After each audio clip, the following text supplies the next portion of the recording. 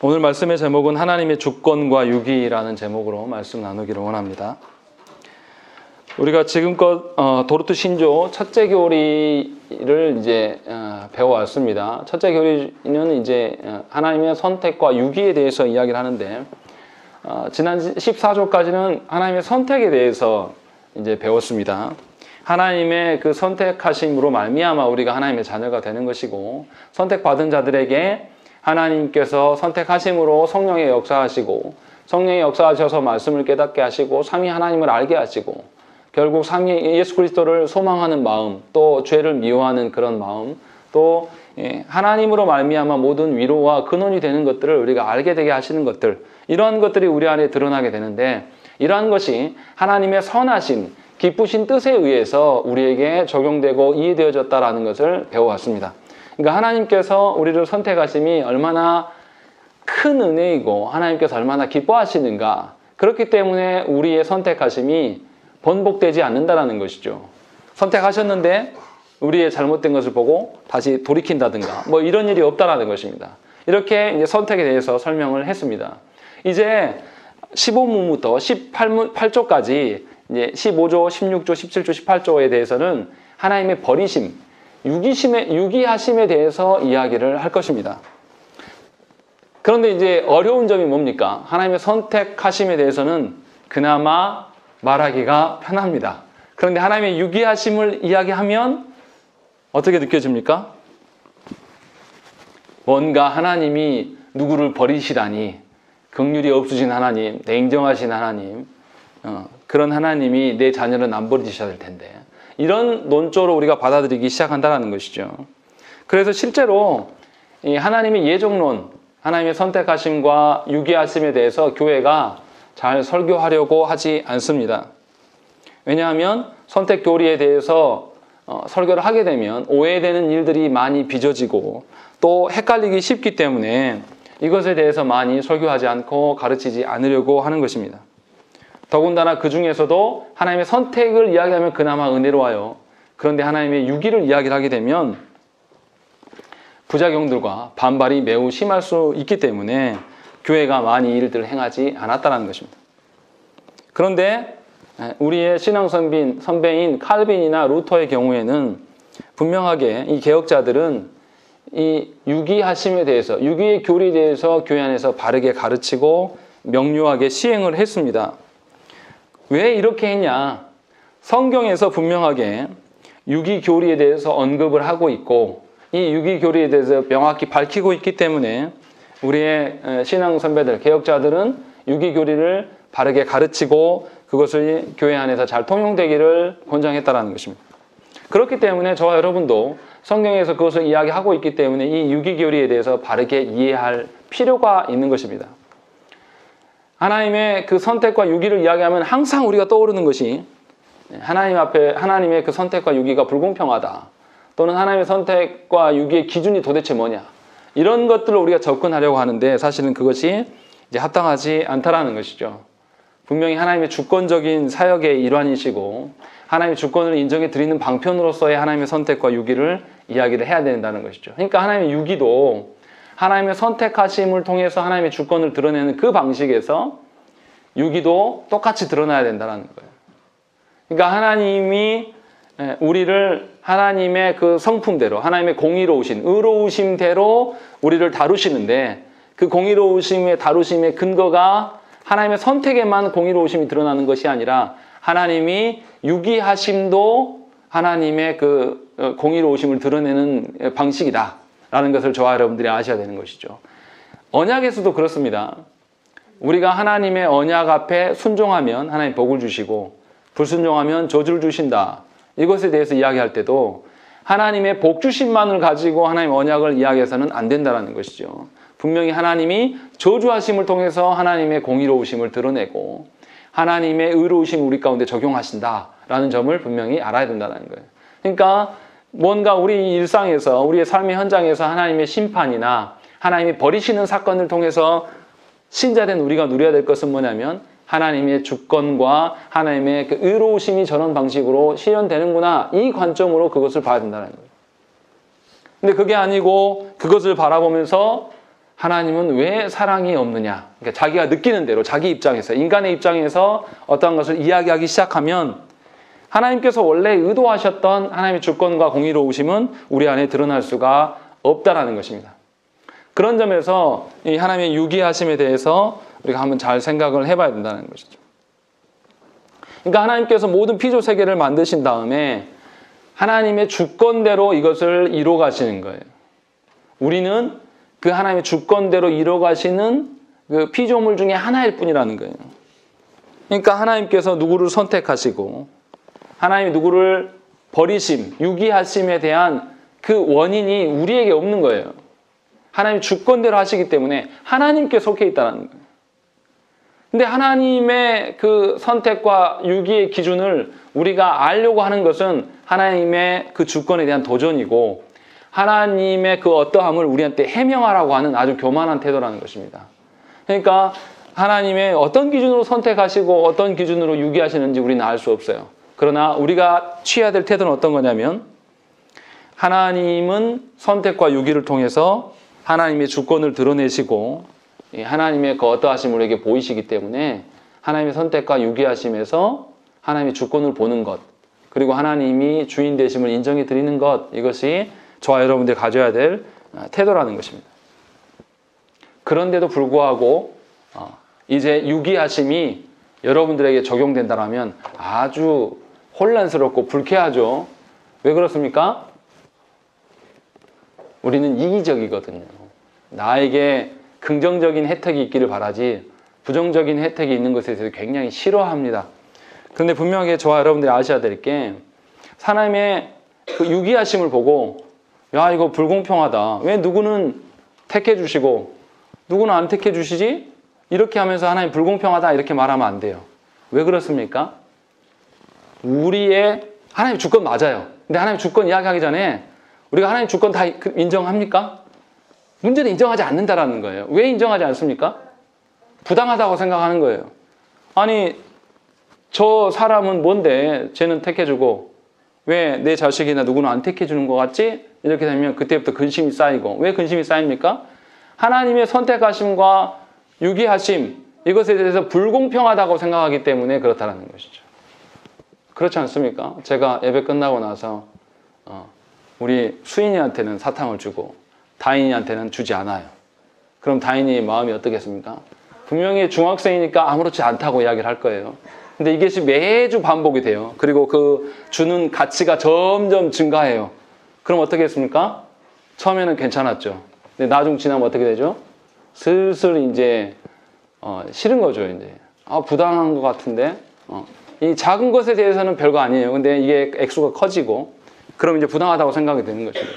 왜 우리가 이렇게 생각합니까? 하나님께서 우리를 선택하시고 유기하심에 대해서, 특히 유기하심에 대해서 왜 부당하다고 생각을 하는 걸까요? 이게 이제 우리가 생각해 봐야 될 문제입니다. 하나님이 우리를 처음에 어떻게 창조했습니까? 아니, 하나님 형상으로 창조한 거 맞죠? 죄 있는 상태로 창조하셨습니까? 죄 없는 상태로 창조하셨습니까? 죄 없는 상태로 창조하셨어요. 근데 첫 창조가 그랬는데 어떻게 했죠? 죄 있는 상태로 우리가 떨어졌어요. 하나님의 주권을 무시하고 자신의 유익과 방식대로 하나님의 원래 자리에서 이제 떠났다는 것이죠. 그러니까 하나님의 원 상태에서부터 죄로 빠져들었어요. 그리고 죄에 빠져들어서 사망이 오게 됐고 사탄의 종로로 사는 자가 되었다는 것이죠. 그러니까 모든 인류는 지금 있는 상태가 어디냐면 죄의 상태고 사망의 상태예요. 그러니까 하나님께서 그러한 자들 중에서 일부를 건지심, 이것을 가지고 부당하다라고 말할 수가 없어요. 왜요? 누구에게는 하나님이 은혜를 써서 그를 건지셨지만 누구에게는 어떻게 해요? 그냥 힘을 안 쓰신 것뿐이에요. 근데 우리는 뭐냐면 우리 자신을 어떻게 보죠? 죄 없는 의로운 상태로 보기 때문에 누구는, 그러니까 중립적인 거죠. 우리가 중립적인 상태로 보는 것이고, 하나님이 누구를 건지셔서 하나님 나라 되게 가게 하시고, 누구는 밑으로 던져버려가지고 하나님 일부러 벼랑에 있었는데 미끄러가지고 뭔가 떨어진 것처럼 이렇게 생각한단 말이에요. 하나님 유기하심은 버리심, 이렇게 생각하는 것을 그렇게 오해한다는 것이죠. 그런데 분명히 하나님 그렇게 하시지 않았다는 거예요. 하나님이 우리를 노터치하는 것 자체가 뭡니까? 우리 이미 죽은 자들이에요. 죽어야 될 자란 말이죠. 그러니까 하나님이 선택하심에 대해서 우리가 도리어 어떻게 생각해야 됩니까? 하나님이 우리 중에, 사실 우리는 다 죽어야 될 자들인데 그 중에 우리를 선택하심에 대해서 감사하고 하나님께 온전하게 은혜를 하나님의 은혜를 받는 것에 감격해야 되고 하나님의 이름을 찬양하는 일에 우리가 해야 된다는 것이죠. 그런데 택하지 않은 자들, 택함을 받지 못한 자들은 늘 하나님을 향해서 부당하다고 말을 합니다. 왜냐하면 하나님 앞에서 자기 정체성을 하나님 보시는 방편대로 자기를 보지 않기 때문에 그렇다는 것이죠. 그러니까 우리의 지금 상태가 어떠한 것인가를 알고 하나님의 유기를 일단 하나를 생각해야 되는 그 측면을 우리가 기억하셔야 된다는 것입니다. 그리고 이제 두 번째는 유기 교리에서 두 가지 측면이 있어요. 하나님의 유기하심, 이것에 대한 의미를 생각할 때 소극적인 면과 적극적인 면이 있습니다. 소극적인 측면은 뭐냐면 하나님이 죽을 자들을 그냥 지나쳐 버리신 거예요. 하나님의 주권대로. 그냥 건드리지 않으심이에요. 이거 자체가 유기하심이라는 거죠. 간과하심. 이렇게 하나 볼 수 있고, 또 하나는 그냥 지나치시는 것이 아니라 이들의 죄와 이들의 하나님을 향한 대적을 보면서 하나님이 진노하시고 그들에게 심판을 가하심. 이게 적극적인 측면이에요. 유기하심에. 이 두 가지 측면을 우리가 다 고려해야 된다는 것이죠. 그러니까 하나님께서는 하나님의 공의를 드러내는 방식에 있어서 선택하신 자들을 통해서 하나님의 공의를 드러내시기도 하지만 하나님의 유기하심을 통해서 또 공의를 분명히 드러내시는 것이죠. 그래서 죄인이 정죄받는 것, 또 죄인이 하나님의 은혜를 누리지 못하는 것, 간과하심으로 드러나는 그것도 하나님의 공의로우심이 반영된 것입니다. 그러니까 로마서 1장 28절에 뭐라고 되어 있냐면 또한 그들이 마음에 하나님 두기를 싫어하매 하나님께서 그들을 그 상실한 마음대로 내버려 두사 합당하지 못한 일을 하게 하셨으니 라고 되어 있습니다. 분명히 성경에서 하나님께서 유기하신 자들이 원래 상태에 머물고 그 죄 가운데 머물므로 말미암아서 하나님의 은혜를 전혀 누릴 수 없게 된다. 그리고 하나님의 도우심이 없기 때문에 그들은 언약 앞에 순종하는 자세로, 합당한 자세로 행할 수가 없다. 이렇게 볼 수 있다는 것이죠. 그래서 결국은 어떻게 합니까? 그들 스스로 하나님을 마음에 두는 것을 싫어한다라는 거예요. 그러니까 하나님의 유기하심에 대해서 하나님이 유기하셨기 때문에 내가 죄인이 되고 버림받고 죽게 된 것이다라고 하나님께 책임을 돌릴 수 있습니까? 없습니까? 없는 거예요. 하나님이 은혜를 안 베푸신 것뿐이지 원래 죽었던 자들이기 때문에 하나님을 찾고자 하는 마음도 없고 하나님 안에서의 소망도 찾고 구하지 않는다는 것이죠. 그러니까 자기의 그 어떠한 상태로 말미암아 그가 처벌을 받을 수밖에 없다는 것이죠. 이것이 하나님의 공의입니다. 그러니까 하나님은 사람이라면 누구에게도 다 자비를 베풀어야 할 의무를 가지신 분이 아니라는 거예요. 착각하지 말라라는 것이죠. 하나님께서 모든 이들의 수호자가 되어주시고 하나님께서 모든 이들을 지키셔야 될 그런 의무가 없으시다라는 것입니다. 그런데도 우리는 어떻게 생각합니까? 하나님께서 나를 택해주지 않으심, 또 나를 택해 주셨으나 일상에서 남들처럼 내가 번듯하게 살아가고 내가 남들처럼 고난 없이 살아가지 못함에 대해서 하나님을 원망하며 하나님 저주하기도 합니다. 왜 나만 갖고 그래? 이런단 말이에요, 우리가.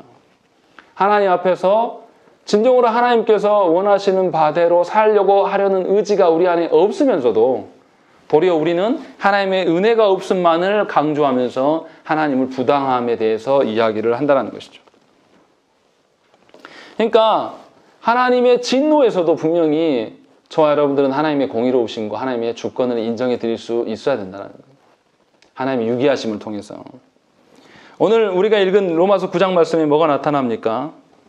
이스마엘과 에서에 대한 언급들이 나옵니다. 이스마엘과 에서에 대한 부분들을 보면 이스마엘과 에서가 다 어떤 사람들입니까? 아브라함의 자손입니까? 아닙니까? 아브라함의 자손이 확실히 맞습니다.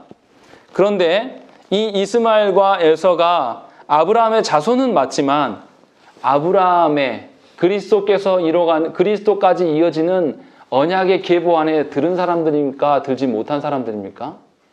들지 못한 자들이에요. 오늘 새벽에도 말씀을 봤지만 이 아브라함의 그 혈족들에서도 아브라함의 조카 롯의 그 자녀들 거기서 나온 암몬과 모압이 어떻게 합니까? 결국은 이스라엘을 대적하고 이스라엘이 하나님 나라 이뤄감에 있어서 장애물로 등장합니다. 또한 오늘 말씀에서 등장하는 에서의 후엔 이 에돔 족속들도 이스라엘의 대적자로 나중에 서 있는 것이죠. 그러니까 분명하게 하나님이 같은 혈족 안에서 같은 아브라함의 씨 안에서 태어난 자들임에도 불구하고 누구는 택하시고 누구는 택하지 않으셨다라는 거예요. 이것을 가지고 우리가 하나님께 항의할 수 없다는 거죠. 그것을 지금 이야기를 하고 있는 것입니다. 한 조상을 뒀더라도 우리 11절 말씀 읽겠습니다. 9장 11절 말씀 읽겠습니다. 시작. 그 자식들이 아직 나지도 아니하고 무슨 선이나 악을 행하지 아니한 때에 택하심을 따라 되는 하나님의 뜻이 행위로 말미암지 않고 오직 부르시는 이로 말미암아 서게 하려 하사. 예, 분명히 뭐라고 하시냐면 자식들이 아직 나지도 아니하고 선이나 악을 행하지 아니한 때에 택하심을 따라서 그게 되어졌다라고 이야기를 하고 있는 것이죠. 하나님이 선택하심을 따라서 하나님의 뜻이 이루어져 간다라고 이야기를 하고 있다는 것입니다. 이미 하나님께서 리브가의 뱃속 안에 자녀를 두실 때부터 이미 계획하셨다. 그 전부터 계획하셨다는 것이죠. 그러니까 우리의 어떠함이 아니라 하나님의 택함, 또 하나님의 버리심, 유기하심 이것을 통해서 하나님의 확정적인 뜻이 이루어져 가고 있음을 저 여러분들이 인정하고 고백해야 한다는 것입니다. 그러니까 하나님의 선택과 유기하심에 대해서 우리가 감히 하나님 향해서 부당합니다, 불공평합니다 이렇게 말할 수 없다는 것이죠. 그런 존재가 아니라는 것입니다. 그런데 알미니안들은 어떻게 하게 합니까? 알미니안들은 사람의 그 반응이 어떠함을 하나님이 미리 아시고 그것을 확증해 준 사건이 선택과 유기다 이렇게 설명해 버립니다. 그러니까 누가 하나님을 선택할 것인지 누가 하나님 앞에 불순종할 것인지를 하나님이 아셔서 이제 그것을 이야기한다는 거죠. 출애굽기 5장 2절 말씀에 보면 뭐라고 되어 있냐면 바로가 이르되 여호와가 누구이기에 내가 그의 목소리를 듣고 이스라엘을 보내겠느냐 나는 여호와를 알지 못하니 이스라엘을 보내지 아니하리라 이렇게 바로가 고백하는 장면이 나타납니다. 그러니까 바로가 완고하고 악함을 내보이시자 하나님께서 바로의 악함을 유기하심으로 확정하신 것이다. 이게 알미니안들의 주장이에요. 바로가 하나님을 거부할 것이다. 이것을 하나님 아시고 하나님 바로를 버렸다. 이렇게. 그러니까 뭐가 주된 거냐면 하나님의 유기하심이 주권적으로 드러나는 것이 아니라 사람이 선택이 더 중요한 형태가 되는 것이죠. 이제 알미니안 생각들은 바로 이렇다는 것이죠. 그런데 성경에서 뭐라고 되어 있습니까? 아까 제가 읽은 말씀에 하나님께서 바로가 스스로 마음을 완악하게 했다라고 기록을 하고 있습니다. 그렇게 함으로써 바로는 하나님의 주권적인 뜻과 계획을 향해 걸어가요. 근데 어떤 계획이냐면 하나님을 향한 불순종의 계획으로 걸어가는 것이죠. 그러니까 하나님께서 그에게 은혜를 베푸시지 않음으로 말미암아서 그가 하나님의 뜻을 보지 못하게 되고 하나님을 대적하는 형태로 서게 만든다는 것이죠. 그러니까 하나님의 마음, 그러니까 하나님 앞에서 그의 마음이 강팍해지는 거예요. 고집스럽게 바뀐다는 것이죠. 원래 그랬다는 거죠. 그래서 하나님이 정하신 뜻대로 되어져 가는.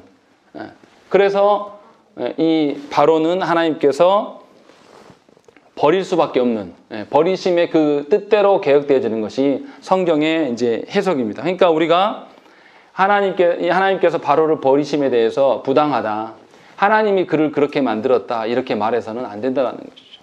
분명하게 바로가 선한 의지가 있었는데 하나님이 막으신 것이 아니에요. 원래 바로는 하나님이 은혜 주시지 않으면 하나님 앞에 하나님을 하나님으로 보지 못한다는 것이죠. 그러니까 자기 고집을 펼치고 하나님 앞에 설 수가 없는 것이죠. 신자들도 마찬가지예요. 여러분들 가운데 순종하지 아니하고 여러분의 방편에 대해서 계속 고집하는 것은 하나님의 은혜 없음이에요. 하나님이 여러분들의 그 부분을 버리심일 수도 있다는 것이죠. 그런 점에서 우리가 한번 신중하게 생각을 해야 되는 것이죠. 그러니까 이걸 역으로 이야기하면 이런 거죠. 하나님의 은혜 베푸심은 어떤 기능이 있는 겁니까? 죄에 대해서 죄의 영향력을 억제시키는 기능이 있는 거예요. 하나님의 은혜가. 그러니까 세상의 모든 사람들을 질서 있게 어느 정도 룰 안에 두셔서 하나님 이뤄가심이 뭐냐면 하나님의 은혜예요. 사람들의 원래 가진 본성이 아니라 하나님의 은혜로 말미암아 죄를 억제해 가는 것이죠. 그러니까 세상 사람들의 이런 사람들이 있는 거죠. 법 없이도 사는 사람들. 분명히 하나님께서 유기하신 자들임에도 불구하고 그들이 선해 보이는 것이 있습니다. 그리스도인들보다 더 윤리적인 사람들도 있어요.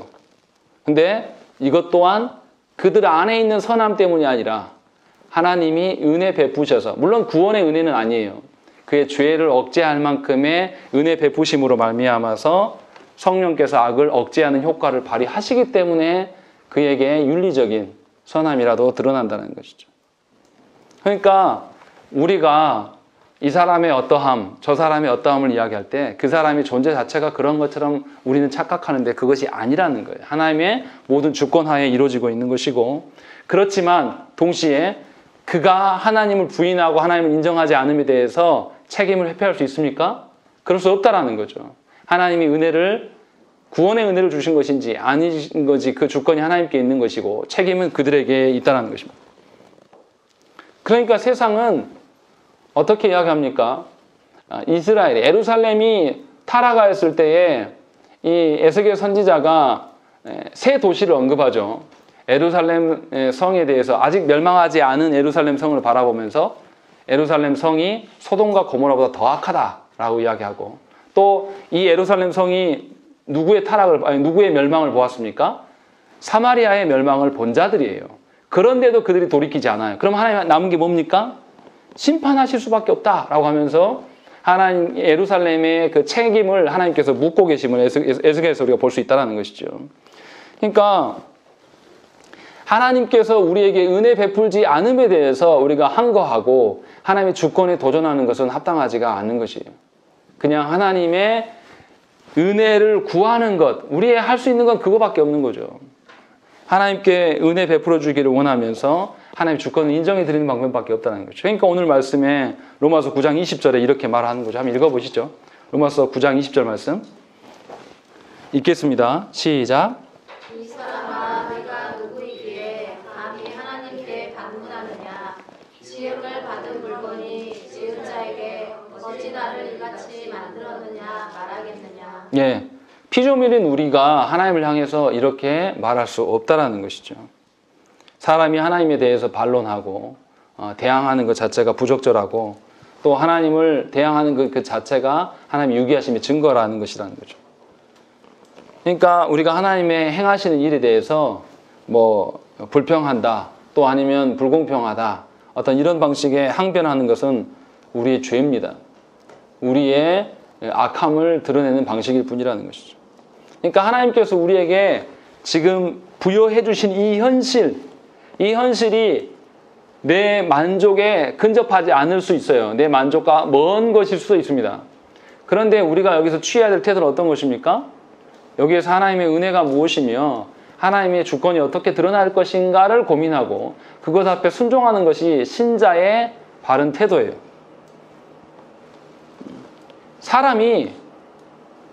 하나님이 저와 여러분들에게 어떤 환경을 주시고 난 다음에 이렇게 환경을 만들어도 되겠습니까? 라고 우리한테 결제 받으실 필요가 있습니까? 없습니까?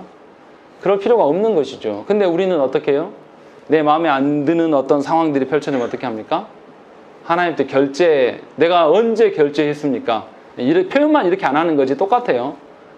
하나님을 향해서 왜 나에게 이런 걸 줍니까? 라고 이야기하고, 하나님 내가 뭔 잘못을 했기 때문에 나에게 이런 팔자를 주십니까?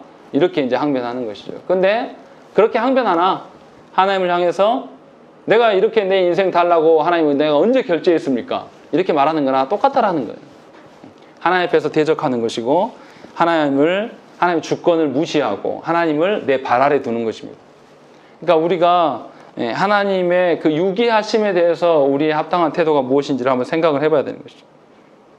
세상 사람들은 은혜가 없기 때문에, 하나님 은혜를 전혀 누리지 못하기 때문에 어떤 반응이 일어납니까?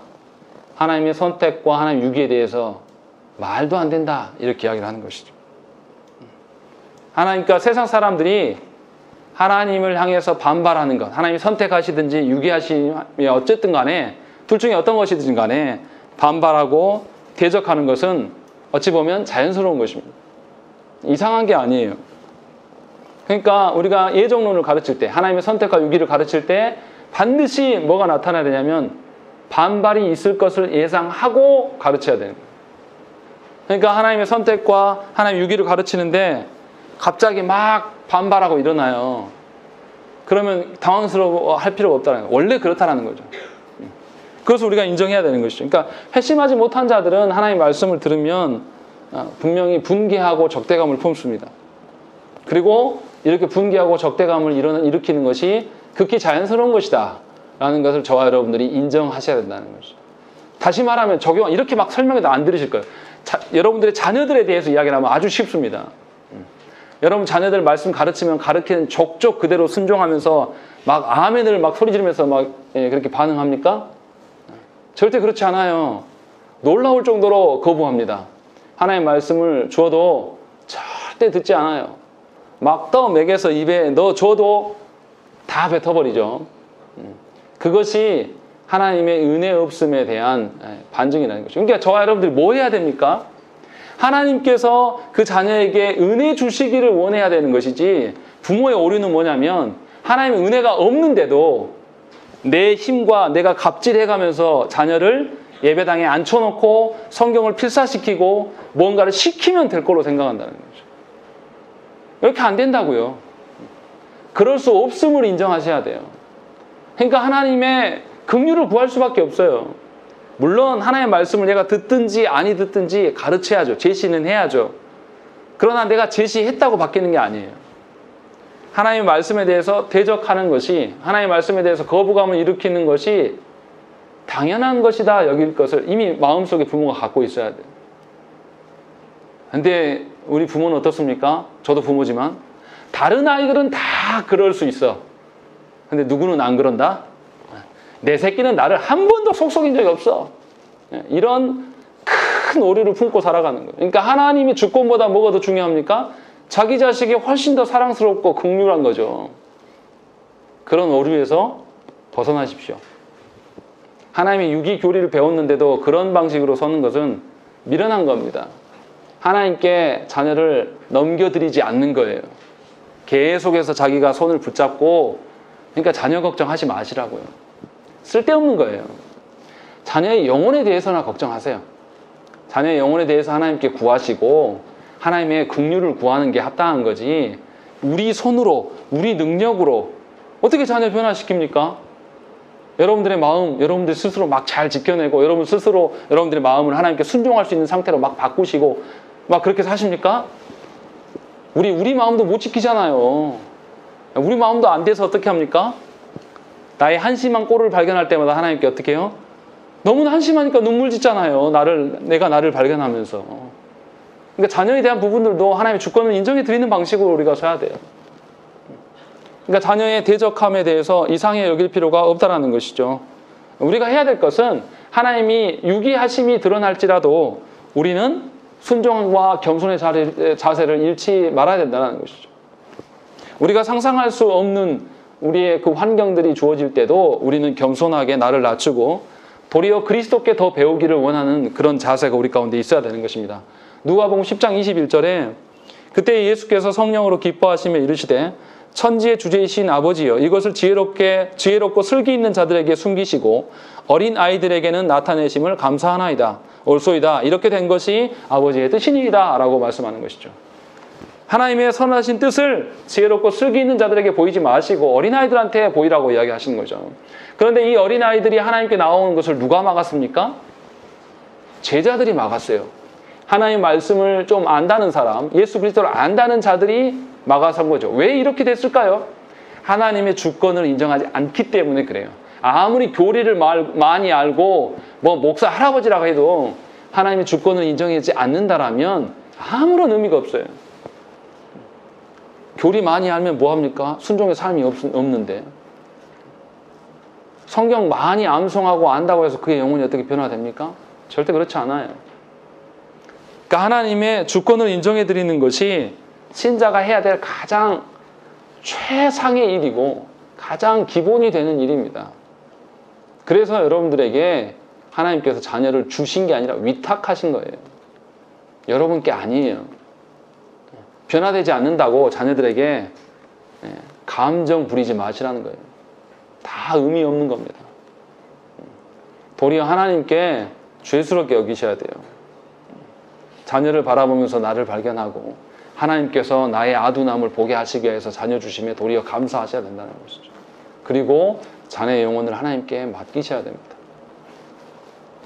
자, 그러면 하나님께서 이렇게 유기하심을 통해서 우리에게 주시고자 하는 게 뭡니까?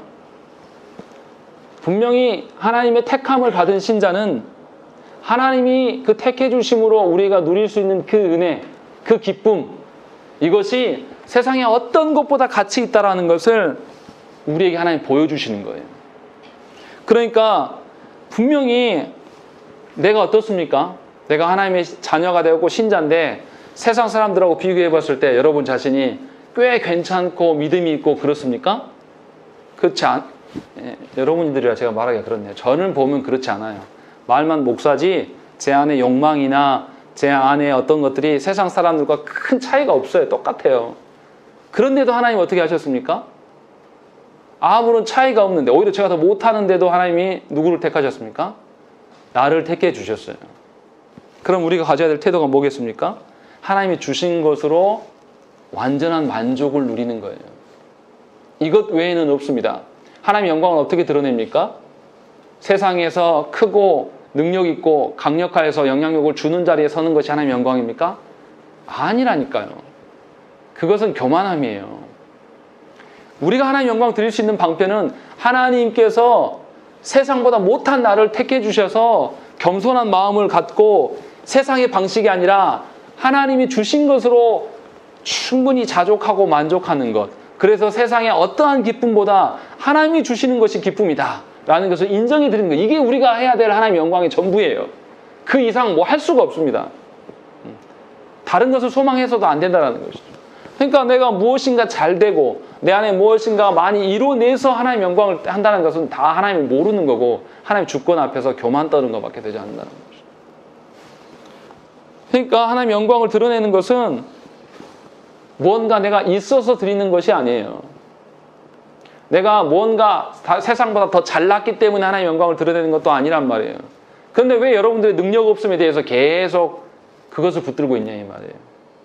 과거에 어떠한 나의 그것을 계속 붙들고 있냔 말이에요. 지금까지. 하나님이 은혜 주셔서 은혜로 말미암아 살게 하시는데 그럼 우리는 그것에 집중하면 되는 거잖아요. 그러니까 저와 여러분들이 행해야 될 게 뭐겠습니까? 하나님께서 우리에게 은혜 주시면 우리가 집중해야 되는 것입니다. 시편 145편 17절 말씀에 여호와께서는 그 모든 행위에 의로우시며 그 모든 일에 은혜로우시다 라고 되는 것이죠. 하나님께서 택한 자들에게 이러한 방식으로 자신을 드러내시는 것이죠. 그래서 우리가 그 하나님의 어떠하심을 아는 것이 합당한 것입니다. 우리가 읽은 본문의 21절부터 23절 말씀을 한번 읽어보시죠. 읽겠습니다. 21절, 23절 말씀 읽겠습니다. 시작. 호기장이가 실은 한덩이로 하나는 뒤에 있을 그릇을 하나는 천에 있을 그릇을 만들 권한이 없느냐. 만일 하나님이 그의 진노를 주시고 그의 능력을 알게 하고자 하사 멸하기로 준비된 진노의 그릇을 우리 때문에 참으심으로 단영하시고 또한 영광 받기로 예비하신 바 긍휼의 그릇에 대하여 그 영광의 풍성함을 알게 하고자 하셨을지라도 무슨 말을 하리요. 예, 분명히 하나님께서 유기하실 수 있다. 유기하심으로 하나님의 어떠함을 드러낼 수 있는 분이다 라고 말씀하신다는 것이죠. 그런데도 유기한 자들, 유기된 자들은 어떻습니까? 그리스도께 우리의 구원이 있다. 그리스도를 통해야지만 우리의 생명이 있다라는 것을 갈망하지 않습니다. 유기된 자들은 예수 그리스도 안에서 어떠한 아름다움도 발견하지 못합니다. 그렇기 때문에 그리스도를 찾지 않고 어디에 가 있습니까? 세상의 가치와 논리를 향해서 열심히 살아가는 거예요. 분명히 그가 땀 흘리고 수고하고 살아가는 것은 맞습니다. 그러나 그 땀 흘림과 수고함이 그의 생명과 그의 어떤 영생에 대한 부분들을 해결할 수 없다는 것입니다. 그러니까 이처럼 유기된 자들은 죄와 세상의 것을 절대로 포기하지 않고 사랑하기 때문에 끝까지 세상 안에 머물 것입니다. 그리고 도리어 복음이 선포되고 그 복음이 나를 찌르고 나의 죄악을 드러나게 하는 방식에 대해서 싫어하고 거부합니다. 분명히 유기된 자들은 예배당 안에 머물고 있지만, 성전 안에 머물고 있었지만, 성전 안에 있었던 그 종교 지도자들이 누구를 죽이고 못 박았습니까? 예수 그리스도를 죽이고 못 박는 형태로 드러났다는 것입니다. 그러니까 저와 여러분들이 교회 안에 있다고 해서 안정감을 누려서는 안 된다는 것이죠. 과연 여러분들이 정말로 그리스도를 소망하고 있고 그리스도 안에서 참다운 아름다움을 추구하고 있는가, 그것을 위하여서 하루하루 한 시간 한 시간을 살아가고 있는가를 점검하셔야 된다는 것이죠. 그러니까 예수 그리스도가 나의 구원, 단지 그것만 이야기하는 것이 아니라 나의 모든 것이 되어야 한다는 것입니다. 나의 모든 원천이고 많은 소망이 되어야 한다는 것이죠. 그러니까 하나님을 향해서 이런 말 하면 안 돼요. 이런 유기함심에 대해서 항상 던지면 어떤 질문이 나오면, 아니 예수 그리스도를 소망한 자가 있었는데 그거를 하나님이 버리시면 이거 어떻게 설명할 겁니까? 이런 질문을 많이 해요. 유기에 대해서 이야기를 하면. 일단 그 질문이 말이 됩니까? 안 됩니까? 예수 그리스도를 소망하는데 하나님 버리신다. 말이 안 돼요. 예수 그리스도를 소망을 누가 합니까? 하나님이 택하셔서 은혜 주신 자가 예수 그리스도를 소망할 수 있어요. 근데 하나님이 택하시면 빼버리고 유기당했는데 예수 그리스도를 소망하는 사람이 있을 수 있지 않겠습니까? 그 소망한 사람, 간절히 바라는 사람이 있는데 이 사람이 구원 받습니까? 안 받습니까? 이거 물어보는 것 자체가 질문이 이상한 거예요. 일단 왜 이런 것들을 우리가 상정하겠습니까? 하나님의 절대적인 주권에 대해서 늘 의심을 품기 때문에 우리가 이것을 이야기한다는 것이죠. 다르게 말하면 이런 거예요. 오직 예수 그리스도 안에서 우리의 구원의 어떠함이 있다라고 말하는데 우리는 자꾸 뭐합니까? 세상의 것에 대해서 열심을 내요. 하나님의 것에 대해서는 빠질 수도 있어요. 뭐 그럴 수도 있다고 생각을 합니다. 그러면서 뭐라고 하냐면, 아니 내가 이렇게 여기다 열심히 하는데 하나님이 도움 주시겠지. 이게 뭐 하는 겁니까? 하나님의 주권과 하나님의 유기하심, 선택하심에 대해서 무시하는 거예요. 그런 방식을 취해요. 그러니까 예배 태도가 왜 그러십니까? 왜 하나님을 향한 신앙생활에 그러십니까? 이렇게 물어보면 항상 하는 말이 뭐예요? 나 그때는 그럴 수밖에 없었다고. 이 말이 뭡니까? 하나님 은혜 별로 안 필요하고 그때는 이거 했어야 된다고. 이 말하는 거예요. 말의 양태만 달라진 것이지 그의 중심 안에 하나님의 은혜를 추구함이 없어요. 그런데 이런 분들이 교회 안에 굉장히 많습니다. 그러니까 선택과 유기교리를 가르쳐도 별 의미가 없는 게 바로 이 부분이에요. 자꾸 여지를 두는 거예요. 예수 그리스도 안에서 세상이 주는 어떠한 기쁨보다 이 모든 것을 거기서 성취하시고 맛보십시오 라고 이야기하면 그 안에서 찾고 구해야 될 거 아니에요? 근데 그 밖에 자꾸 나가면서 자기 상황 설명을 하는 거예요. 잠깐만, 아니 지금 내가 지금 이거 해야 한다고, 이런 식으로. 신방해보면 다 드러나요. 말 한마디에서 뭐 다 드러나는 거죠. 그러니까 저와 여러분들이 우리가 뭐 해야 되겠습니까? 진정으로 그리스도 안에서 내가 만족함을 갈망하는가를 점검하셔야 돼요. 우리가 스스로 변화될 수 없습니다. 그래서 또한 하나님께 구할 수밖에 없는 거예요. 하나님께서 우리에게 은혜 주시기를 간구할 수밖에 없는, 이게 우리의 최선입니다. 예수 그리스도를 떠나서 자꾸만 세상에서 뭔가를 애쓰면서 이것이 전부인 영 사지 마시라는 거죠. 절대 이것이 여러분들의 위로가 될 수 없어요. 여러분들을 변화시키지도 않습니다. 우리는 하나님이 택해 놓으셨어요. 그러면 어떻게 살아야 되겠습니까? 하나님이 택해 놓으신 방편대로 살아가야 돼요. 벗어날 수 있으면 한번 벗어나 보십시오. 괴로우실 거예요. 그렇게 얻어 터지고 돌아오지 마시고 하나님이 선택해 주심에 대해서 무한한 은혜를 누리시란 말이에요. 세상이 줄 수 없는 그 큰 은혜를 주시려고 하나님께서 우리에게 선택과 유기교리를 가르치고 계시는 거예요. 이미 여러분 선택하셔가지고 말씀 안에 있지 않습니까? 그럼 더더욱 거기에서 하나님을 온전히 의지함을 열매를 맺기 위해서 하나님께 구하셔야 된다는 것입니다. 네, 함께 기도하시겠습니다.